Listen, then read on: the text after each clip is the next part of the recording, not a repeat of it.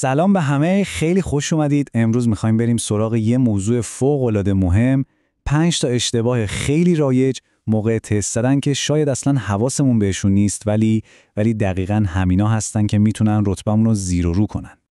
تا حالا شده از خودتون بپرسید چرا اینقدر میخونید ولی اون نتیجه‌ای که باید رو نمیگیرید؟ میدونم چه حسی داره. کلی زحمت میکشید، شب و روز درس میخونید ولی آخرش نتیجه اونی نیست که انتظار داشتید. کاملا درکتون میکنم. امروز قراره دقیقاً بفهمیم مشکل از کجاست. ببینید، بذارید یه چیزی رو همین اول بگم. دشمن اصلی شما این نیست که درس رو بلد نیستید. نه، مشکل اون اشتباههای کوچیک و پنهان توی استراتژی تستنیتونه. موفقیت توی آزمونی مثل کنکور فقط به خوندن نیست، به چطور تست زدن هم ربط داره. همین ریزه‌کاریاست که یهو می‌بینی تفاوت‌های بزرگ رو درست میکنه. خب بریم سراغ دسته اول اشتباهات. به اینا میگیم خطاهای لحظه‌ای. یعنی چی؟ یعنی دقیقاً همون اشتباهایی که سر جلسه امتحان وقتی استرس داریم و تحت فشاریم یقمونو میگیرن. اشتباه شماره 1، قفل کردن روی سوال. آخ این یکی خیلی شایع. روی یه سوال سخت گیر میکنید و هی باهاش کلنجار میرید و زمانتون همینجوری داره از دست میره.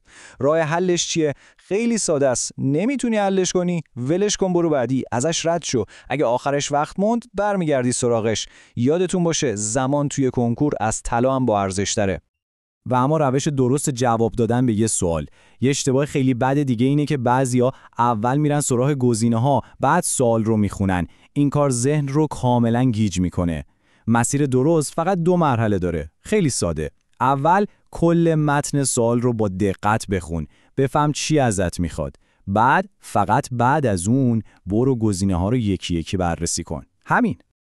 خب بریم سراغ یه مدل دیگه از اشتباهات که فقط فنی نیستن.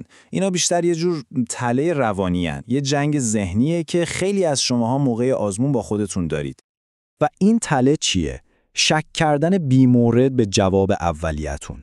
ببینید اون غریزه اولیه، اون اولین جوابی که به ذهنتون میرسه معمولاً از دانش عمیق شما میاد و درسته.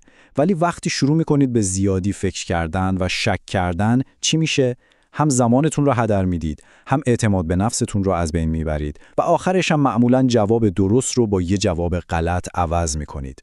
پس به اون حس اولیتون اعتماد کنید.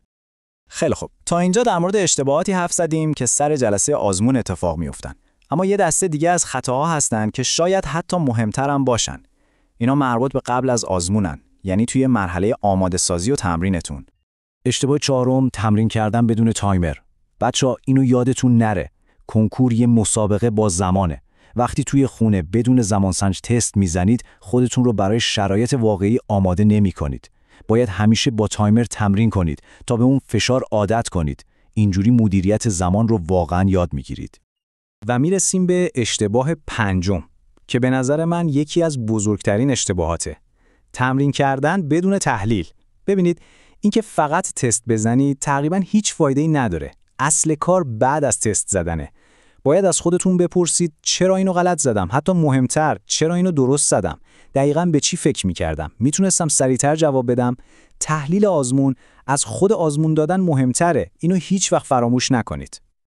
خب حالا که این 5 تا اشتباه رو بررسی کردیم بیاید یه جمع‌بندی کنیم. همه اینها ما رو به یه نکته کلیدی و نهایی میرسونه. و اون نکته اینه: استراتژی کلید نهایی موفقیته. پس این چک لیست 5 تایی رو همیشه یادتون باشه. 1. روی یه سوال گیر نکن. 2. گزینه‌ها رو قبل از سوال نخون. 3. بیخودی به جواب اولت شک نکن. 4. بدون تایمر تمرین نکن. و 5. تحلیل بعد از آزمون رو به هیچ وجه فراموش نکن. و حالا یه سوال مهم از خود شما. با خودتون صادق باشید. کدوم یکی از این اشتباه‌ها همین الان داره جلوی پیشرفت شما رو میگیره؟ پیداش کنید. چون شناختن نقطه ضعف خودش نصف راه حله. از همین امروز شروع کنید به درست کردنش. موفق باشید.